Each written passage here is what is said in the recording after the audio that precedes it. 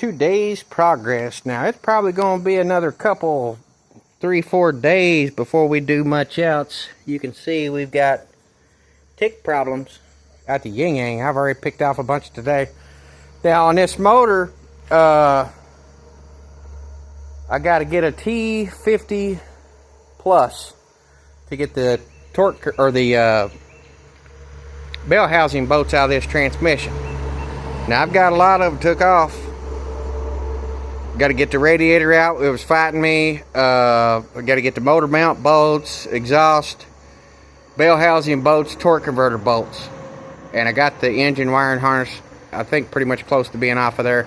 And then I've got to get that fuel line loose. I don't want to tear it up. We're fighting ticks. We're fighting everything right here today. So, got to get some spray. Fighting the wasp.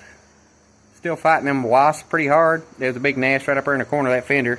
I'm waiting for them to fly out and flog me. I mean, it was a gob of stuff. I thought I got them all. But, still got a few things to do. I'm going to have to get some kind of spray. Flea and tick spray. Working on getting this motor out. I got to get a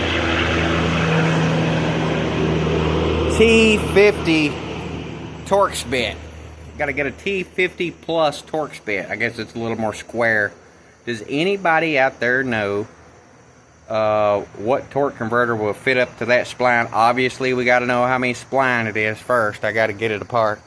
But I think that GM makes a torque converter. You got to know the stall speed, I think it is, of what you're trying to do. You know, if that torque converter will slide in on that transmission, I don't think it'll be right, though. It's got to have a certain stall speed, I think, before it'll lock up, or I can't remember. I knew a guy that told me all kinds of stuff, like all this stuff will interchange on automatic transmissions, him saying. Do I know it to be true 100%? Man, that was a long, long time ago when I used to go to those transmission classes. You know, I really didn't stay up to snuff on it. But, I think if it's got the same splines and it's got to have the same, whatever, you got to know the torque speed you're after for something. I can't remember. Or it might just be matching up the splines. He said people get, they just tell them what they got and they just cross-reference what they got and they charge you a lot of money and they'll sell you a factory torque converter. If that's true, I don't know. But that's what he was trying to tell me once. And I've got to get some stuff to clean all this up. The oil, the grease, so we can put an adapter plate on there, but we ain't going to do none of that. We still got to trim on that a little bit. Like I say, the bugs are just so bad. The ticks are just wicked, wicked bad right now. I think I just need to get some spray for the bugs so I can at least, you know, keep from having to pick myself. They bite you.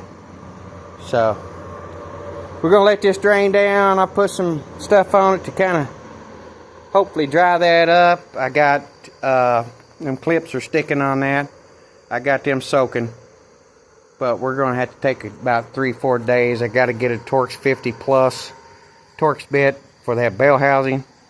First things first, though, we're just going to have to deal with the bug problems as far as the wasp and the ticks, and you know, could be fleas too. So I'm just going to get a good tick and flea spray. That way we can just get whatever settled up on that part of it, and hopefully we can just keep cranking along. Pretty close. Oh, we're down to getting the starter out, motor mounts, get the radiator on out, bell housing bolts, torque converter bolts, and we should be able to lift it out. Once we do that, we got to have the T50 plus Torx bit for the 8 bell housing bolts on the 4L60E. Once we do that, we can get over here and get that motor plate back on there, get the adapter on there. You got to clean all that. You got to put some Loctite on it so you can't have no oil on the threads. It won't seal. Get that on there. Probably going to have to get a starter. You know, I did know guys back in the day, we used to cut a hole in the bell housing and get it to where it would mount right up to that flex plate on there perfectly. You know, engage it, And they would just weld it out, you know, find somebody who could weld aluminum, or they'd TIG weld it themselves and just bolt it up to the top of the bell housing or a spot to where it would be out of the way, and just make longer wires or whatever it took. So I've met some guys that could do stuff like that. You know, that bell housing comes apart or comes off there, so, you know, it wouldn't be nothing to get somebody to do that if they would do it for you. So, you know, we're just kind of fighting the bugs right now, and it's just uncomfortable. It's starting to cool down a little bit, so hopefully we can get something done. You know, we're just going to have to hit the cruise control. It's either wait the bugs out or... Jesus, they're getting on my arms and everything. Getting all over me. I think they cut all this wood up, you know, it's stirring them up. But, you know, Sam said he was coming down here. Told a guy, hey, man, don't come back. Trying to keep it neighborly. Told him, you know, if they want to come off the highway down there, stay on that side of the pole. When they come down through there, they can wear a path out to the creek. It don't matter to me. You know, he came down in here and got some more of this wood. So neighbor seen him. He said it's not cool because, you know, he wanted some too. You know, he's trying to do some trading or something. He's like, you know, hey, I've been good to you. Blah, blah, blah. I know he's been good to me. And, you know, I'm just not going to be the one that's not going to let a guy that's been good to me come down here and help himself. But if somebody gets disrespectful, say, you know, oh, I'm making $100 off the guy, make no money off me, I flattened his tire, you used his tractor, blah, blah, blah, drama, daily life. So, you know, they got a sawmill too. We got a sawmill too. You know what I'm saying? They got a business license. You know, they cut their logs up. They can use it too. They cut all this firewood up too and sell it. Make money, you know. Got a lot of bills. got a whole bunch of, got a big family. You know, it's one of the biggest families in Sayersville. To hear everybody say it, it's one of the biggest families around. But, you know, he buys all them grandbabies' phones and everything else. He had me a phone, you know. I pay for my own phone. It's all good.